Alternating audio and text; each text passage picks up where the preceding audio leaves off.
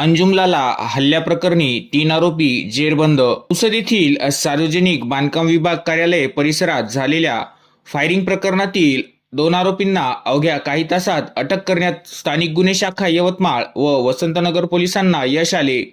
तर तिसऱ्या आरोपीला ग्रामीण पोलिसांच्या पथकाने जेरबंद केले.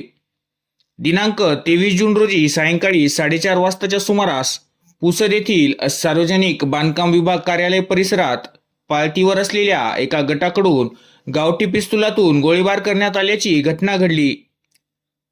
या प्रकरणी फिर्यादी वजाहत अली खान उर्फ अंजुम खान लियाकत अली खान याच्या तक्रारीवरून वसंतनगर पोलीस ठाण्यात गुन्हा क्रमांक 289/2026 10 दाखल करण्यात आला आहे.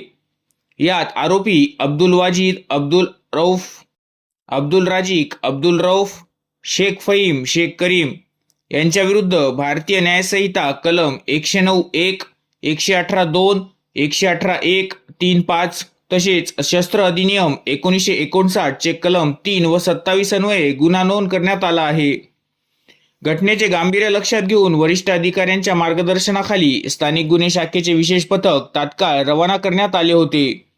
गोपनीय माहितीच्या आधारे दिनांक 24 जून रोजी पहाटे सुमारे 5 वाजताच्या सुमारास वसंतनगर येथील सहारा पार्क गार्डन परिसरातून आरोपी अब्दुल वाजिद, अब्दुल रऊफ, अब्दुल राजिक, अब्दुल रऊफ दोघेही राहणार रहमतनगर, वसंतनगर, पुसद यांना ताब्यात घेण्यात आले.